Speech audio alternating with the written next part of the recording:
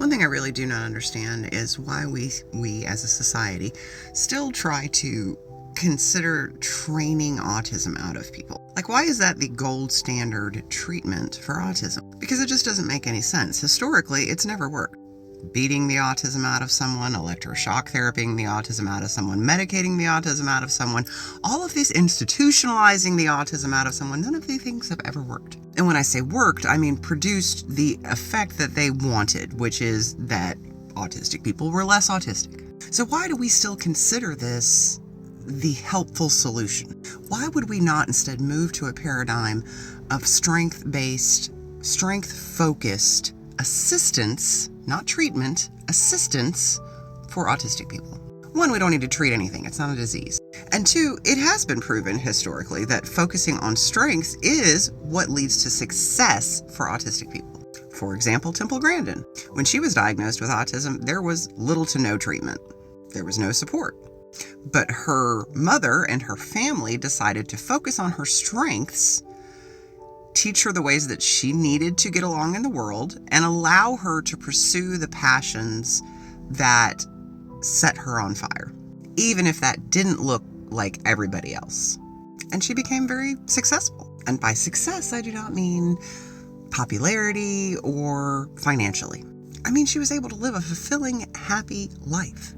And I think historically, if you look back at other historical figures who were deemed to have been autistic, they were also allowed to live a life that just allowed them to pursue things that they were interested in.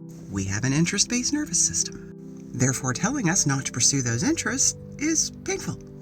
And another thing historically that I've noticed is those with means, meaning the families may have had money, abilities, opportunities, things that people didn't necessarily have that were of the poorer variety, they were less likely to be penalized for their autism.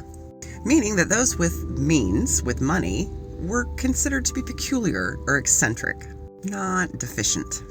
So maybe it's naive of me to think that on a worldwide scale, we could institute some sort of strength-focused, strength-based training programs, assistance, aid to people that are autistic versus attempting to make them less autistic.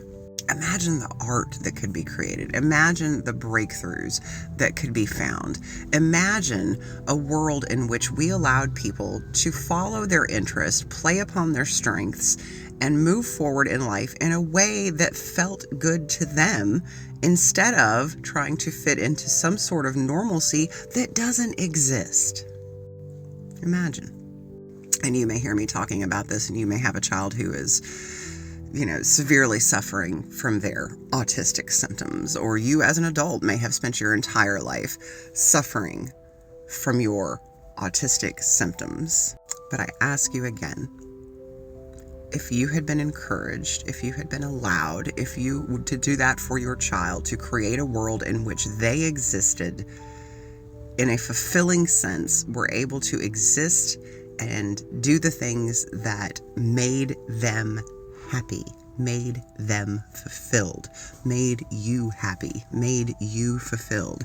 If you were allowed to pursue these things without having to fit into some sort of societal mold, whatever that may be, whatever society you exist in, whatever country you live in, if you were allowed to just pursue life on your own terms, or your child's own terms, how would that look? How life-changing would that be? I don't know. Call me naive, but I think we're doing it wrong. Trying to behaviorally train the autism out of someone is never going to be successful. Trying to make them fit into a mold that was not created for them is never going to be successful.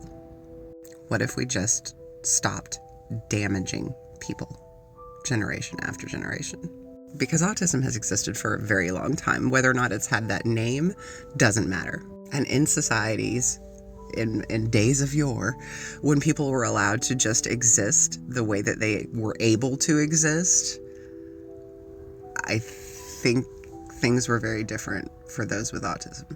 And honestly, I do not see much difference between behavior training, what we considered gold standard treatment today, versus electroshock therapy or any of the other things that we had now poo-poo and no, do not work, are not helpful. I hope that one day we come to the same conclusion with behavioral training. But until then, I guess we just have to learn to make our own way and create a better world for ourselves and for our neurodivergent children and break the molds that don't work. Anyway, my thoughts for the day. Thanks for listening. Love you. Bye.